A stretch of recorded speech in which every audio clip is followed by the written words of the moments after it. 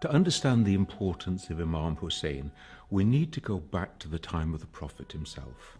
Everybody accepts that Yazid is a very bad example of Muslim life, let alone of Muslim leadership. He openly disobeyed the commands of God. He openly disobeyed the Sharia. It's a crisis of leadership and a crisis of deciding how are you going to respond when injustice and tyranny is facing you. Now, we have here a hadith of Prophet Muhammad which enables us to get a sense of the importance of this. He says on one occasion, the greatest jihad is to speak the word of truth into the face of a tyrant. This is the highest challenge to any human being, to actually face down a tyrant and not give in. So this is what's going on in the mind of Hussein in Medina with his community, and he knows that in a very short period of time he is going to be faced with the demand to make an oath of allegiance to Yazid, who he knows to be a totally unworthy person to lead the community. Something dramatic has happened in the Muslim community at this stage. We're not even yet 50 years after the death of the Prophet, and we are about to see the Prophet's own grandson being massacred.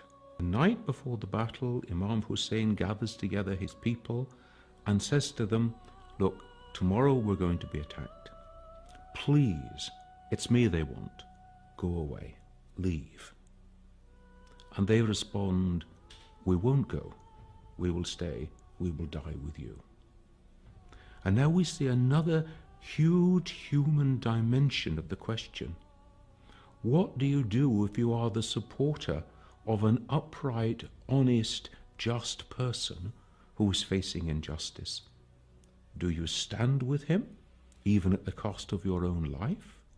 Or do you run to save yourself? Now remember, none of these people knew what was going to happen.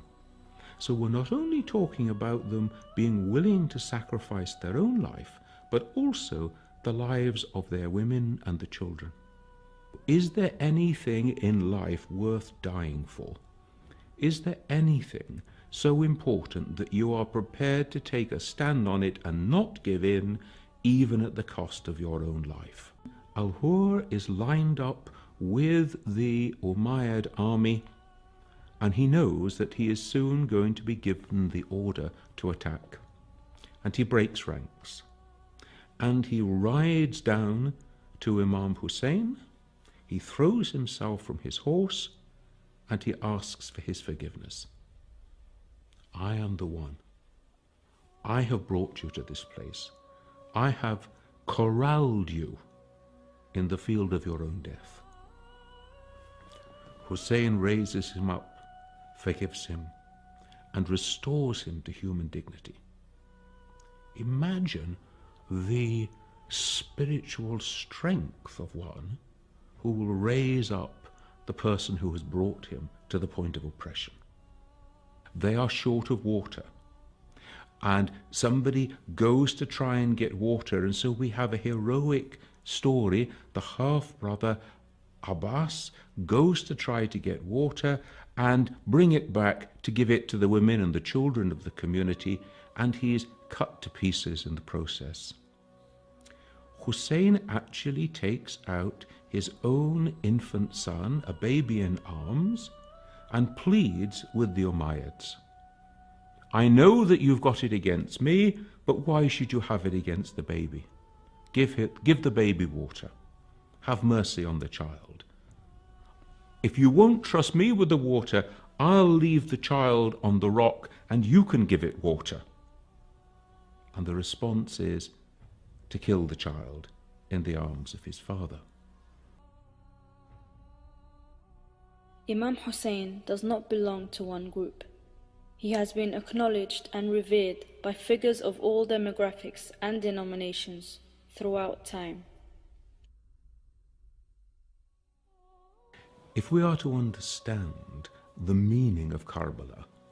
We need to take it out of an Iraqi context, out of a Shia context, out of a Muslim context, and to see it as a piece profoundly of human drama. As a community, we have a history. We didn't just start with our own generation, and we can look back into how other human beings lived the human project. We can take examples from them. We can also take warnings from them. These are the circumstances that led these people to do these terrible things. This is the person who in this situation responded in this wonderful and noble way. Remembering, keeping alive, commemorating those events gives us something upon which we can reflect in our own human lives today.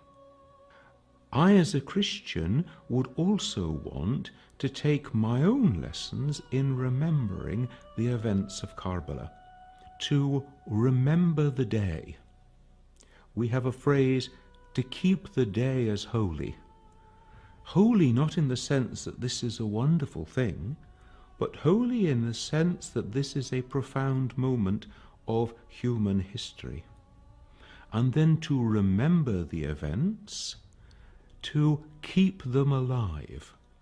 The word remember doesn't just mean, oh, I recall the facts. It means, in a sense, remembering them, reliving them. They live on in my life and memory. And so I am reflecting then, what do those events mean for me today, and how do they speak to my human condition?